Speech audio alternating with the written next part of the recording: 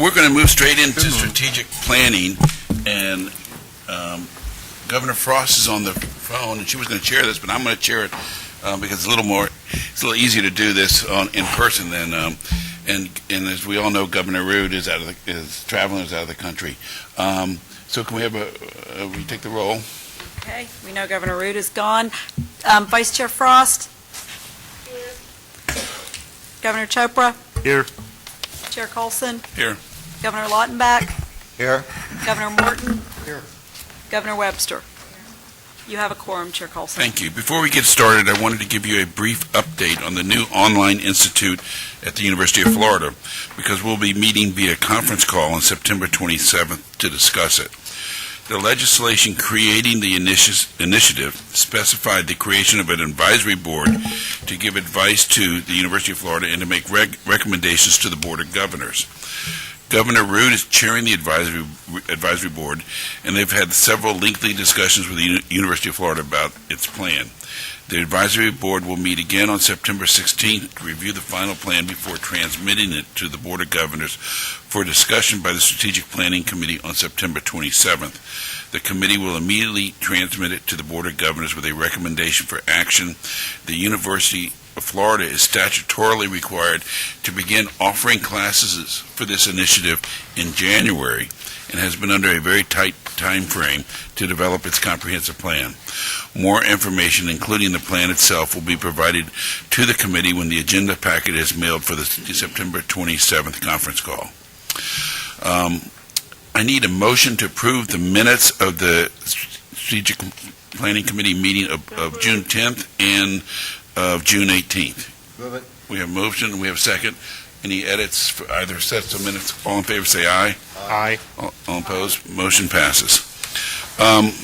Item number 3 is further consideration of university work plans. Every year following the June presentation of university work plans, we circle back in September to do two things. First, we ask staff to identify the key areas associated with each individual university so that each will be aware of our expectations for the coming year. Secondly, we take a look at the state university system as a whole in order to identify those areas and issues that appear to be impacting most of our institutions. At this time, I'm going to ask Vice Chancellor Ignash to make a presentation on the further consideration of the university work plans. Thank you, Chair Colson. In your board packet are the individual, the big ticket items that we went through each university this past June, and so I'm not going to go through each individual university. Rather, what I want to do is call your attention to the fact that that's in your board packet. I think it's around page 395, and I want to spend the time looking at where we are as a system, and then where we're able to have apples-to-apples data, look at us in comparative aspect with other systems in the country.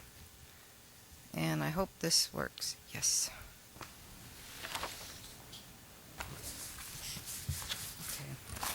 Okay. There were 6 areas overall that staff identified and that the board members noted in key areas that are affecting all or most of our institutions. Those are on this slide here: improving retention and grad rates.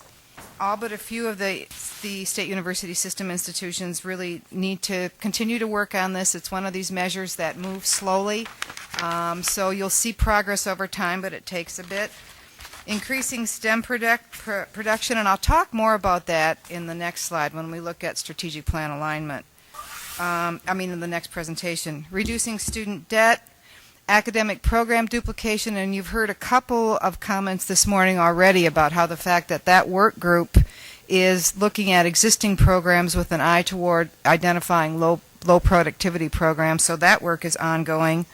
Excess hours, and unique key academic programs and research foci.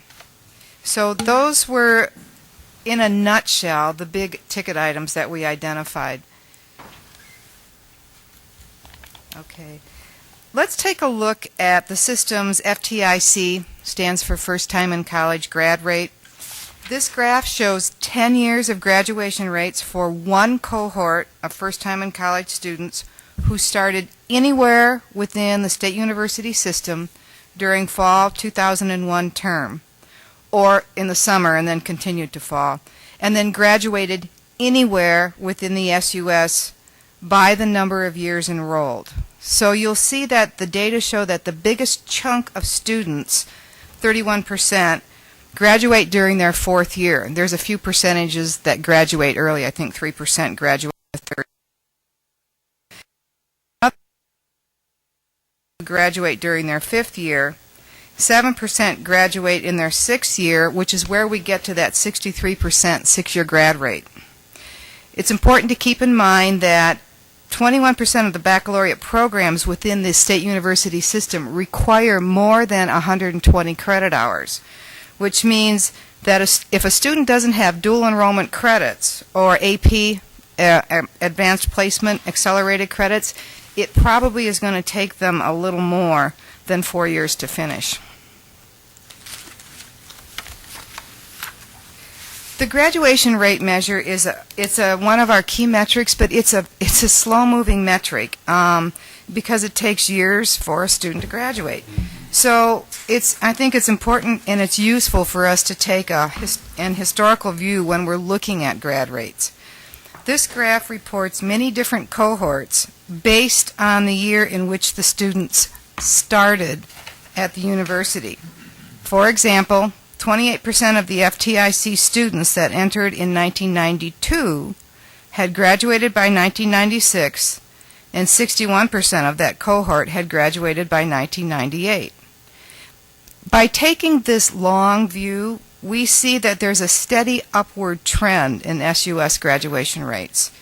The rate for the most recent four-year cohort, the one that entered in 2008 and graduated in 2012, is 42%. And I know we can improve on that, but if you look at where we were a decade ago, it was considerably lower than that. So we're moving in the right direction on these metrics. They are slow-moving metrics, as I said. Success rates combine graduation and retention rates. Retention is also a really critical measure. And if you look at both of them together, retention and graduation, you get a measure of success. So it provides a more complete picture of student activity than just looking at graduation rates alone. So this success rate is important. It shows that many of the students who don't graduate within 6 years are still enrolled, and they're still actively working towards their degree. This graph shows the success rate trends for first-time in college students who enrolled full-time during their first semester. And it looks at whether they were still enrolled or graduated by their second, third, fourth, fifth, or sixth year. While the second-year rate, which is currently at 89%, has only increased slightly since 1997, it's important to note that trends for all of the other years have increased steadily. So again, we're moving these metrics in the right direction. Jan, on the previous chart, the four-year graduation rate increased 50%. Yes, it did. The other increased 10%, the 6-year. Right. That's a pretty dramatic increase in the Four-year rate. 4-year, 50%. Right. But the 6-year, although good, only increased 10%. Any idea why? It's the better you get those, it's so much harder to move those needles significantly. And if you compare to, and we'll look nationally, but compared to national indicators, we don't do badly on these metrics. We're really pretty good. So it's going to be hard to nudge those a whole lot more on that 6-year rate. Now the 4-year rate, we had a long ways to go. So that's why you're seeing those more dramatic increases. Let's see. Okay. And I kind of apologize for being so data rich just before lunch, but you might enjoy your lunch better. Okay. Here we've got national comparison of grad rates and retention rates among the 10 largest states for 4-year public universities. So this is the national context. These two graphs show the 6-year grad rates on the left and the 2-year retention rates on the right for the 10 states with the largest public 4-year enrollments. We see here that while there's room for improvement, Florida's grad and retention rates are competitive with the other largest states. Florida ranks 4th in 6-year first-time in college grad rates, trailing only California, Pennsylvania, and Illinois, and ranks 2nd in 2-year retention rates, trailing only California.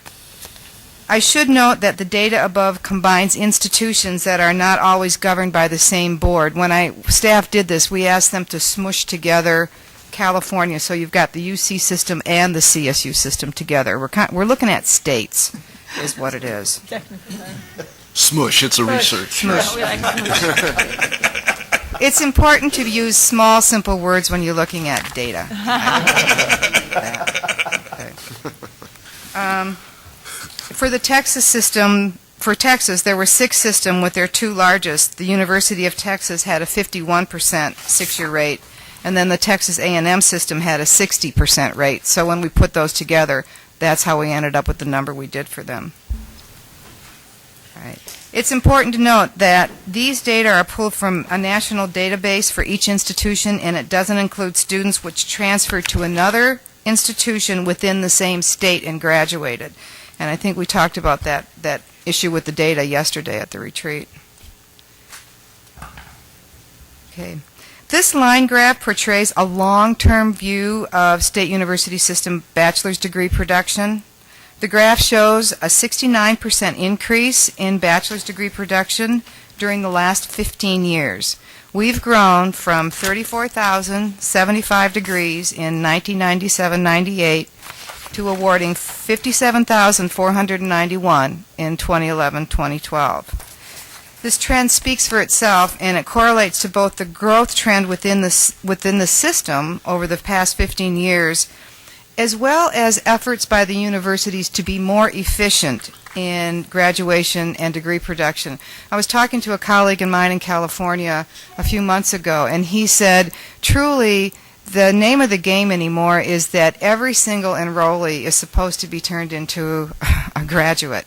And it's a very, very high bar. But that's, and as you can see from the trend, we're paying attention to the right indicators.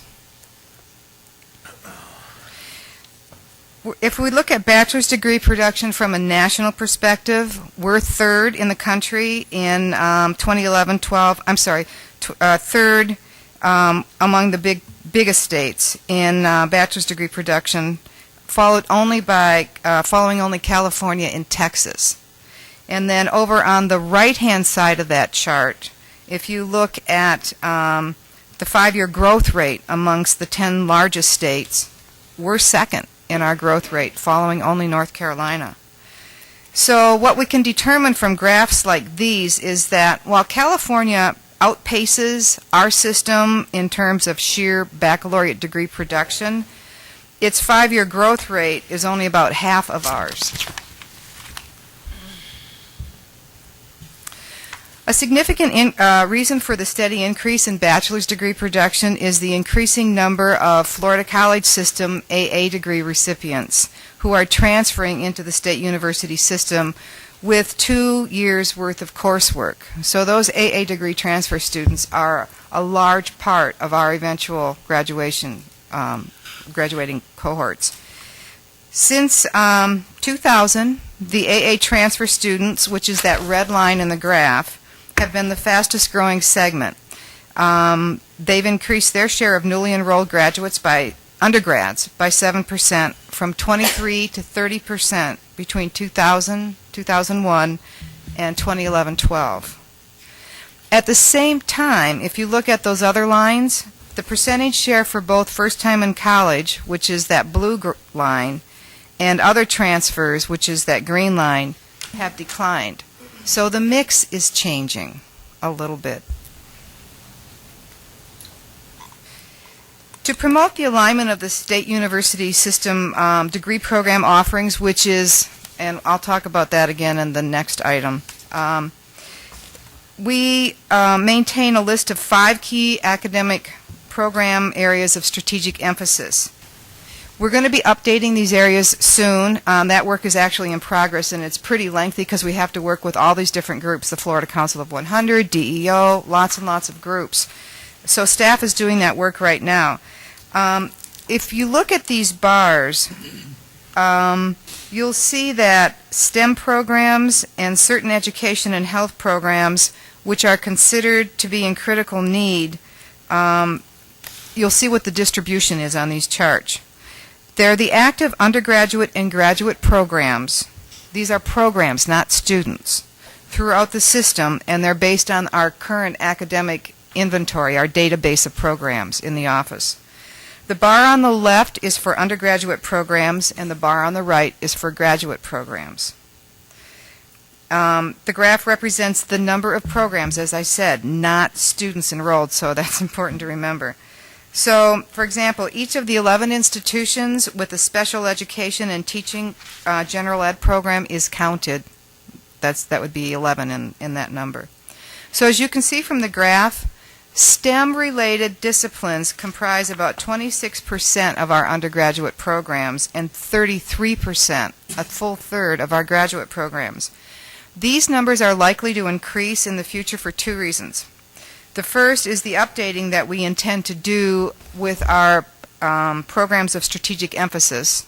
And the second is, if we look at the list of programs that the universities identified on their work plans this past year, you'll see that there's a high proportion of programs in STEM and these other areas of strategic emphasis that they've identified for growth. Jan, may I ask a question or make a comment? On this specific slide, the thing that catches my attention, STEM is clearly an area of strategic emphasis for all the right reasons. But, just a little statistic that just bothers me, that continues to trouble me in terms of the alignment of what we're doing with what Florida's specific challenge is going to be.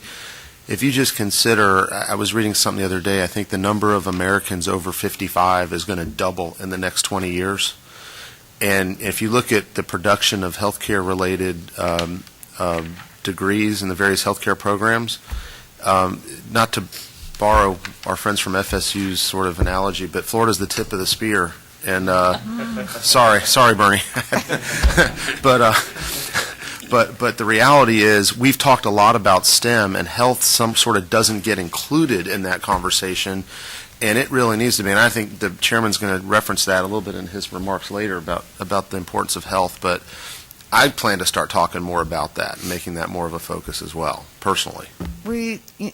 As you know, and I don't want to steal the chairman's thunder. That would be not very smart on my part. But it's... Big vote pending. Hey,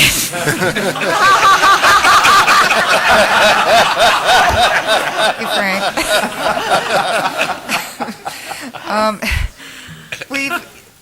We hope to be doing an environmental scan in the office. We've already been talking about it amongst academic and student affairs staff and getting our arms around what the needs are. I know APAGA's got a study and there are other things going on, but they're very focused on their particular questions, and we need to really get our arms around this in a very thorough, comprehensive way. So that's the next big plate that we'll be spinning. Okay. This slide shows the trend in undergraduate students for those majoring in a discipline that has been targeted by the Board of Governors as one of our programming areas of strategic emphasis. Again, as you can see, there's a growing percentage of undergrads who are choosing to major in the disciplines that we think are areas of strategic emphasis, with 42% of degree-seeking undergrads in fall 2012 pursuing a targeted discipline. We've said this here before, and it bears repeating. We have got to get this information out to parents and students. We can't force students to major in a certain subject, but if we get good information out to them where the needs are, hopefully more of them will choose these. This increase in this chart of 10% in 10 years is noteworthy. There weren't any financial incentives like we've got in the gap analysis that the legislature generously provided us this year. So this growth was without even gap analysis money that would help grow the programs that we're interested in. Increasing degree production in STEM. Here's a chart on the bachelor's degree that have been awarded. They've grown 35% since the 2002-03 academic year, from about 8,200 to 11,064 degrees in 2011-12. The last time the U.S. Department of Ed measured STEM production, degree production, in 2008-09, the state university system ranked third among all university systems in the U.S. for undergrad STEM degree production. So, and it's important to note that the undergraduate enrollment in STEM majors has far outpaced enrollment in non-STEM majors since 2007. Graduate degrees awarded in STEM have grown 77% since 2002 and 3, from 2,750 to 4,861 in 2011-12. We currently have 118 disciplines classified as STEM by the Board of Governors, with a total of 198 undergraduate STEM programs and 329 graduate programs offered throughout the system. Another area that the board has been interested in concerns student debt, and this is obviously has been a significant national problem. The covers of magazines, Time and others have had this prominently featured. The line graph on the top shows the average total student debt, and this includes federal and non-federal loans for each graduating class of baccalaureates who started as a first-time in college student at the institution that they graduated from. The trend shows a 35% increase in student debt during the past 5 years, from $7,800 in 2007-08 to $10,500 in the 2011-12 graduating class. Keep in mind, please, that half of our graduates, 50%, don't have any student debt at all, which means that those graduates with debt have significantly more to pay off, because this is an average that's being represented there. So those grads that do have debt have around $20,000 to pay off. The bar graph on the bottom shows 4 years' worth of 2-year student loan default rate data for our system, and the national averages for four-year public universities, for profit institutions, and all of the country's institutions. These 4 years are federal fiscal years, 2006-07, and those are the darkest bars, through 2009 and 10, which are the lightest bars. And that's, because this is national data, it just lags, and that's the most current we have I can give you. But based on these data, 6% of the SUS undergraduate and graduate students, and that includes those who dropped out, who either graduated or dropped out, with federal loans, defaulted on their loans within the first 2 years of repayment. And it doesn't show it on the slide, but if you look an extra year, out to 3 years, the default rate increases to about 8% within the system.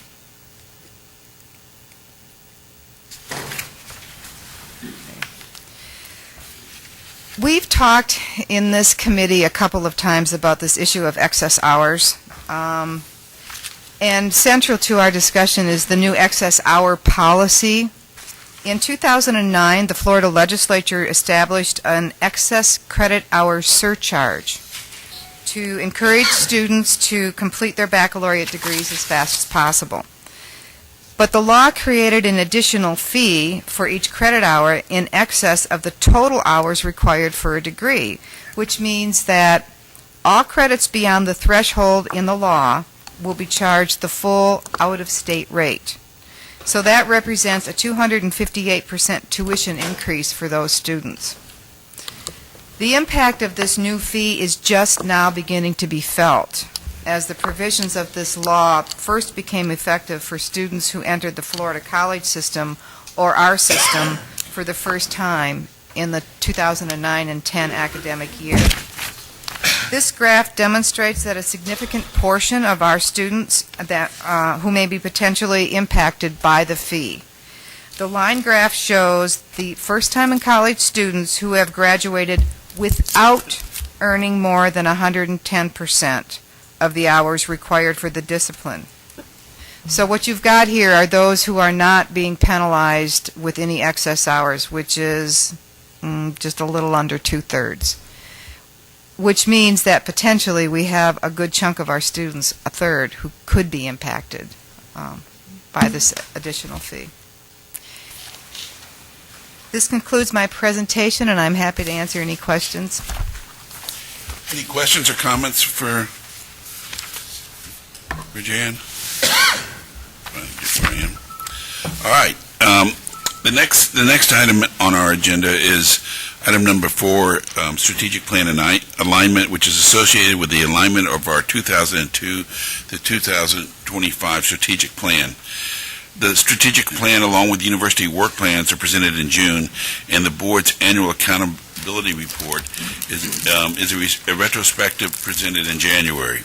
These tools guide the state university system, providing direction, oversight, and accountability. From time to time, it's important to revisit these documents to review progress, determine if improvements need to be made, and consider whether the system is on track or whether course corrections might be in order. The process is called the strategic plan alignment. This alignment should include the following components. First, an indication based on historical data and out-year projections of whether the board can expect to hit targets on the key measures found in the board's 2012 to 25 strategic plan. And second, an understanding of the extent to which strategic plans are aligned with the board's goals. And third, an updating of the board's programs of strategic emphasis. At this time, I'm going to ask Vice Chancellor Ignash to make a brief presentation on this subject. Thank you, Chair Colson. As you said, our three great books are really living documents, and from time to time we need to look at them, revisit them for alignment purposes, and so that's what I'm going to be talking about in this presentation. There are different components that I'll be talking about. I will be looking at updating the areas. I'll be talking about how we're going about updating these areas of strategic emphasis. Those should be ready to come before the board in November for your review and approval. But I want to tell you about the process we're going through, because yesterday at the retreat, I think there were some questions about how we arrive at the data we get to determine where the needs are and where the gaps are. It's important to note that among all the partnerships we have in the university system, we also work very closely with workforce, business, and industry through various groups and organizations, and they feed into how we're doing this update of our program areas of emphasis. I'll also be revisiting specific strategic plan goals, and we'll look and see if we're on target, if it looks like we're on the trajectory to meet those goals in the strategic plan, or if we're above or below. And then a critical question for the board becomes, if we're not on target, what would you like to do? Would you like to adjust downward if it looks like we're going to miss the mark? Do you think that the goals are where we should be and we should reaffirm them and make sure that we're paying enough attention to them to be able to realize the goals? And it's a legitimate conversation, I think, that as we have these sort of checkpoints in the process, we need to decide where we are, if we're on course, and if we need to do any mid-course corrections. And then the last point I'm going to touch upon is our proposal to better align the university individual strategic work plans with the board's strategic plan. So,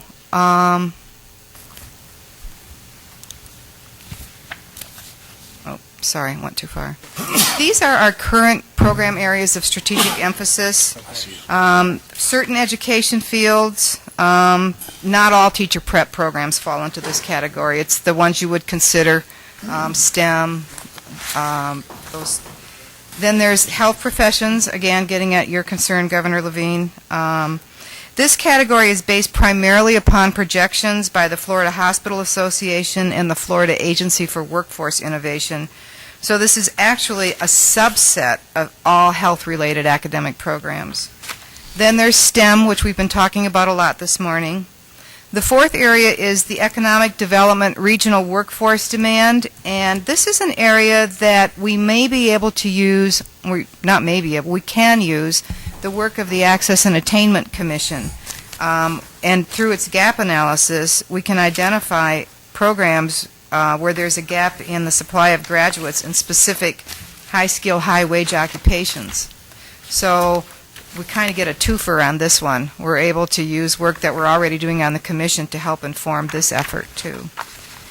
Then another area is security and emergency services, and that was created to address the needs of homeland security and disaster preparedness.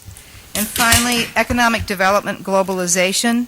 That was a category designed to identify degree programs that help in making us globally competitive. So, the program areas of strategic emphasis haven't been updated in several years, and right now, as I mentioned, staff is going through that process. I want to briefly describe what we do to get these areas of strategic emphasis. This is the methodology. We review key council reports that project critical workforce needs in areas of growth for Florida's economy, and with this we include the Florida Chamber of Commerce, Enterprise Florida, the Council of 100, Workforce Florida, DEO, Department of Economic Opportunity Labor Market Projections, the Florida Strategic Plan for Economic Development, the Florida Hospital Association, and just about anybody else who will give us data.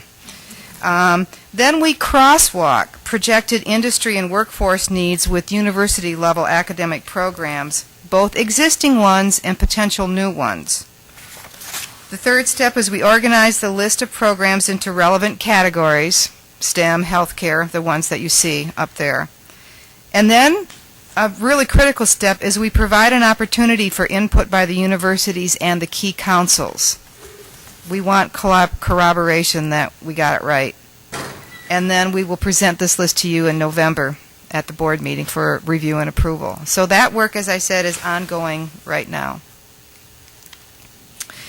So let's turn our attention to the board's 2025 strategic plan goals and look at where we are.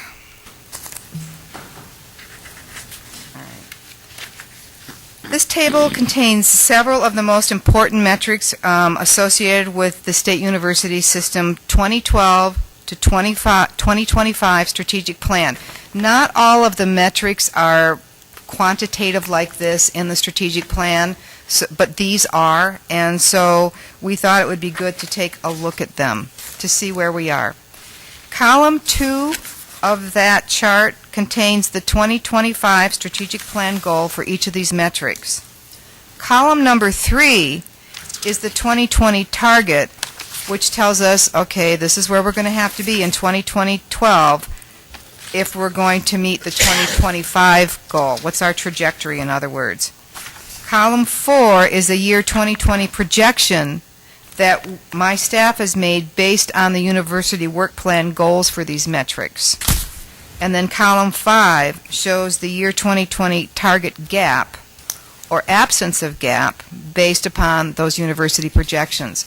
So column 5 is what you're looking at to be able to tell if we're on path or not. Let's take the first metric, baccalaureate degree production, as an example. Our 2025 plan goal is 90,000 degrees. So we'd need to be producing 77,900 by the year 2020 if we're going to be on track. Our projection, based on the university work plans, is that we will produce only 71,000 by the year 2020. So we're down a little bit, 9%. So as this table indicates, with some of these measures, it appears that our goals will be met or almost, but others, and a good example of these are the 4-year and 6-year graduation rates. We're on path to be where we said we would be in the strategic plan goal on graduation rates. And I think it's due in large part to the intense focus we've been paying to make sure that our students are successful. In others, it appears that we're not going to meet the goals, and that includes, for example, graduate degree production in STEM and total research and development, R&D expenditures. In either case, there are policy implications. I mean, we can ask, were our goals too conservative? Were they too high to begin with? What options might the board have if it looks like the goals aren't going to be met? Do we want to adjust them downward? And I think these are questions that are fundamental to the strategic plan alignment. So I'm going to stop at that point, Chair Colson. Like I said, this has been pretty data-heavy before lunch, and I'm happy to answer any questions. All right, are there any questions on this? I mean, I have an observation that the STEM graduate degree production in the R&D expenditure numbers are going to be, would appear to be the hardest that we're going to have, the hardest to move. And they probably take the greatest investment of resources as well. And there's probably a correlation between the fact that we don't have a great investment of resources to enable our universities to move those. I think that's a good point. So, one of the things I bumped into in one of the other states I was working at in this role was, if your goals in your strategic plan are off-kilter enough, external stakeholders wonder about the credibility of your plan. And I think it's a fair question. And so to have the conversation to say, did we overreach? Were those goals too aggressive? Given the fact that things have changed in the interim, we had the Great Recession. Do we need to adjust downward? Is that more realistic?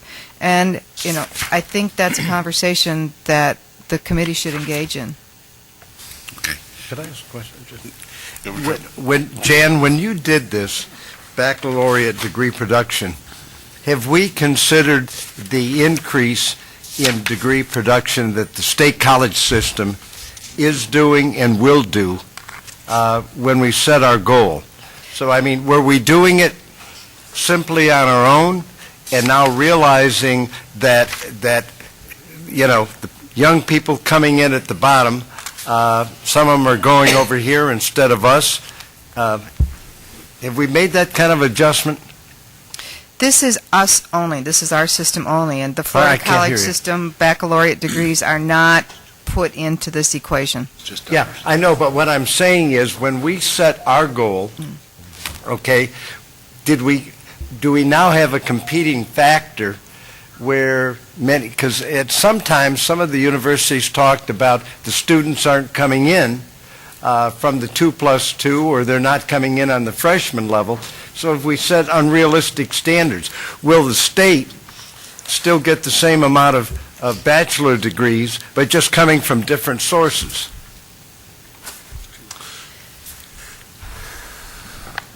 Without doing a lot more study, I can't answer that right now. I mean, you saw the earlier slide where our AA degree transfers are increasing, but our FTICs and other transfers are declining. And, we looked at this as part of the Access and Attainment Commission work in terms of who contributes what to bachelor's degrees in the different areas. One of the things to consider on the overall picture too is that while we may be off about 9%, I think, is it 9% on STEM bachelor's degrees? Yeah. 4%. Institutions are getting more efficient. They are, so with very little bits of efficiencies, we can get back on the path of some of these. And we are seeing increases in efficiencies within our universities. They are graduating more of the students that they have. So there's an efficiency factor here, I think, that could influence these results. But some of them were so far off target, we're not going to. And I guess I didn't. Jan, it's not. I think my question was, I remember sometime when we were doing this that we thought in the state of Florida we needed X number of degrees, okay? And we were producing those. Now, the question is, if the state still needs the same number, but we've got other partners producing them, do we need to be producing so many? Right. in the Access and Attainment Commission work, we added in ICUP's contributions, and we looked further out. We also added the Florida College System, and we redid all that analysis, and we looked at, the proportion of the population and those sorts of things. And if you adjust it up, those numbers get in, like, I think 125, 130,000, something like that, once you have everyone in together. So the short answer to your question is, we did consider that in different analyses, the Florida College System contribution, and we're still short this 9%. So Okay. I think what we're going to see is the pipeline's going to grow again of kids who are college ready, especially with Common Core and stuff like that. That when you add what the growth in what the Florida College System can provide in baccalaureate production, that might take care of that growth in the pipeline, but we're still going to be close to the $90,000 number, 90,000 degree number that we have here. I think it got to 87,000 instead of 90 is what we saw in the. So it's not a significant difference. I think the point, and I think I heard it earlier, and I think you guys are actually both saying the same thing. The question is, those areas where we have the big delta, what were the original assumptions that were made, and do we need to revisit those assumptions based on what? That's fair. I think we should. And I think that's the issue that I think Governor Tripp was raising. Mm-hmm. Have they Bigger changed picture. now? right. That's fair. Fair. Any other comments or questions? Yeah. Yes, Governor Morton. My own interpretation is that the state college system is becoming supplementary to the four-year degrees that we need here in the state of Florida. To the extent we don't coordinate and we don't have a formal method of bringing together the strategic plan of the state college system and the state university system, I think we're going to do the taxpayers a big disservice. There's too much duplication going on, and I think it would behoove us. Do we do that anyway? Do we have a meeting where you sit down with your counterpart in the college system and determine what their strategic plan is so that we can begin to adjudicate the best way for the taxpayers and the students and the families to take the pressure off unnecessary expansion? The short answer to that is no.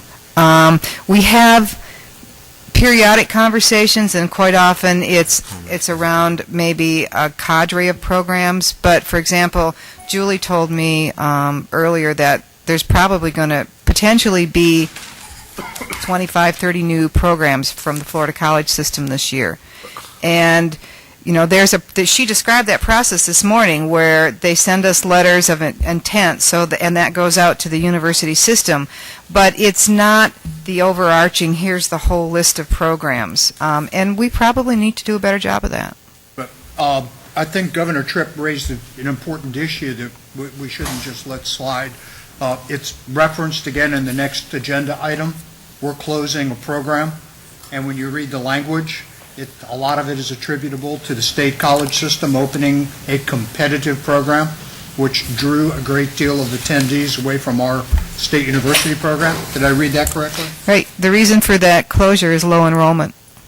So I think it's an issue that this board and the legislature and everyone else needs to get their arms around, which is our main systems can no longer operate in silos. We've got to do a better job coordinating. Another thought, if we're really worried about this, and this is really critical to where we're going, then we got to ask each of the universities to develop a similar strategic plan so we could begin to figure out how to fill in the gaps here. Otherwise, we're just dealing at the top. I'm sorry, Mr. Chairman. That's a big part of the strategic plan alignment, is to make certain that the universities, and most of them do, I don't want to misread this, but that we better format it for clarity and make certain that in their strategic plan, they also demonstrate their contributions to the system strategic plan so that there is exactly that alignment. I wanted to make one other point. Ask back now. Then do they have a goal that adds up to our goal, so we can go look university by university and see where are we short and how do we get more out of it? That's the idea. And back to the other point on the Florida college system, this 90,000 degrees is not a net-sum game. This isn't just about volume. Let's just assume, for sake of argument, we get to 90,000 degrees and they're all in one subject area. Silly to make a point. But it isn't just about getting to a raw number. It's also about aligning where those degrees are, not just within our own system, but across systems.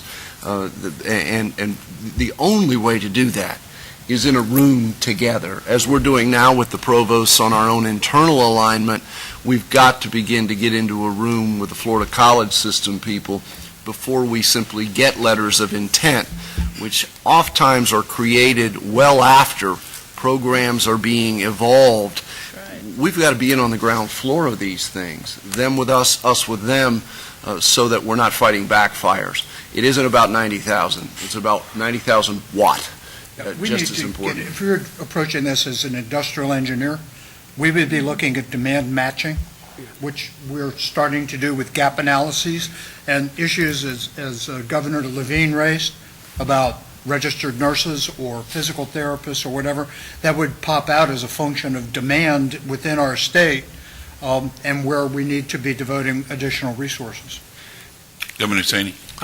Jen, wasn't there a new law passed? Because there was such an uproar with the legislators because the colleges start, creating all these bachelor degrees. Wasn't there a new law passed that made it much more difficult to offer bachelor degrees? The short answer is yes, there's a process and they have to notify us, but It's not just a notification. They have to do a study. The Right. study has to be yeah. done. like, They have to notify the universities. Universities have to agree to it. There was a very specific law passed, to make it harder to offer bachelor degrees. Maureen, They- Jan is not, she's a little nervous on this. In conversations with me, Jan, you said, well, it's there, they don't follow it, and it doesn't work. I mean, let's be You honest. call throwing somebody under the bus. How's the view under the bus, Jan? I don't remember being quite that On blunt, TV. but And that's why, Maury, that's why we're inviting them to come and talk with us, because some people do want it to work. It's not that everybody doesn't want it to work. So that other earlier presentation, we're trying to get that conversation going, and you recommended that we do that so that we could build it. Are you the- saying, and- though, that... Wait, everybody, I got control of this. This is my microphone, my committee. President? So, I want to take the chancellor designee off the hook here, but I can tell you as a university president, there is very little communication, very little cooperation, and absolutely no integration between the state college system baccalaureate generation and what we're doing at SUS. It And that's does what I'm not saying. exist. And we shouldn't kid ourselves that it's going on. We need to let the legislature know We should. that they got to help us, Okay. in this process. All right. President Benz? I just wanted also to say that they're, at least in my area of the woods, they're creeping into at a very rapid rate out of education and nursing, and they're getting into computer science, cybersecurity, things that universities are either implementing or are already doing. And even when they're across town, there's just no communication. In fact, they avoid us. Okay. Governor Link? Well, so you're saying that even though it's required in law, it's not Yes. being done and they're able to do it? Because doesn't this have to go through the DOE?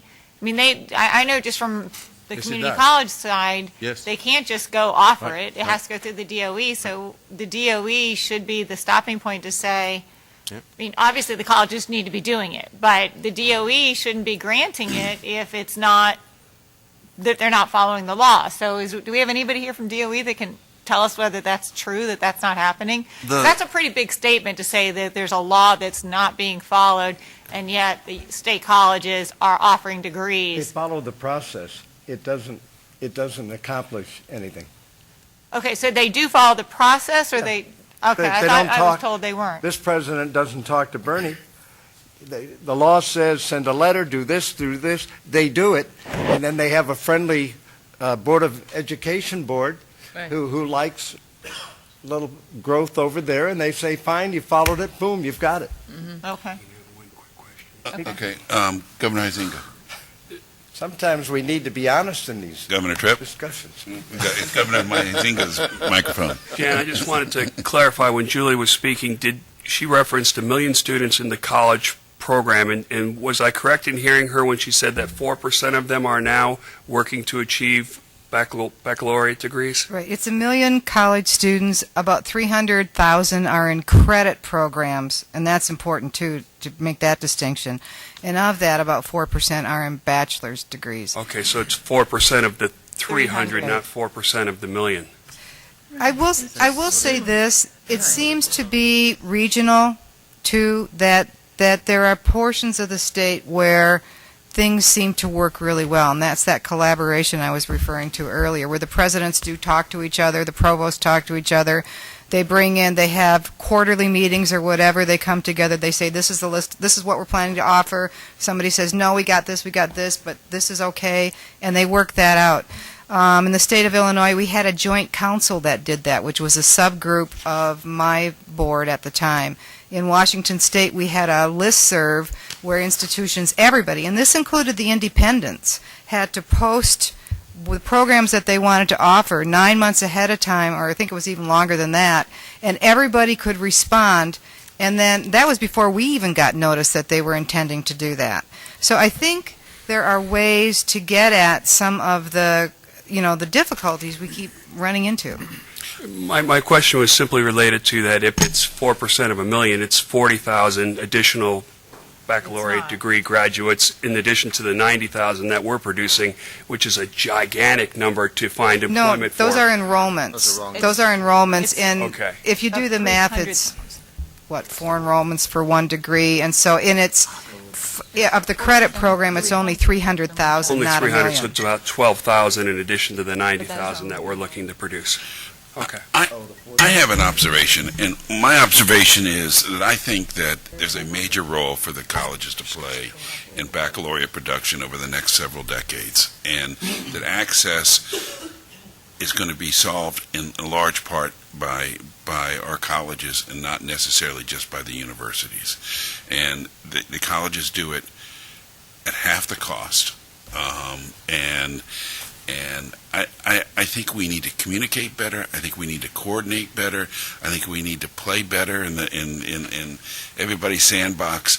But we need to recognize that we can't.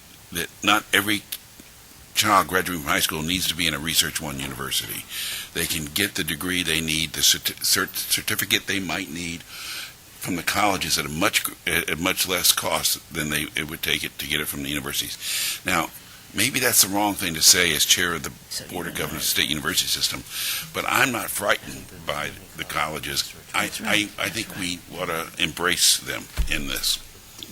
So, having said that, and controlling the agenda, I'm going to move on to item number 5, which is FAU's request to close its Treasure Coast campus. Item number 5 is a request by Florida Atlantic University to close the Treasure Coast campus in Port St. Lucie. The FAU Board of Trustees determined in June 2012 that the programs offered at the Treasure Coast campus could be more efficiently and effectively delivered at the Harbor Branch Oceanographic Institute in Fort Pierce, the Jupiter campus, the main campus in Boca Raton, or by offering the programs online. The relocation of the academic programs and the teach-out plan for the existing students was approved by the Southern Association of Colleges and Schools on March 28, 2013. Into the 2013-14 General Appropriations Act, the Florida Legislature passed the transfer of the Port St. Lucie facilities from FAU to Indian River State College, and Governor Scott signed it into law on May 20, 2013. At its June 11, 2013 meeting, the FAU Board of Trustees approved the transfer of the Port St. Lucie property to Indian River State College. So I, at this time, would entertain a motion to approve the closure of the FAU Treasure Coast campus. We have a motion. We have a second. Is there any discussion on this? No. All in favor say aye. Aye. All opposed? Okay, motion passes.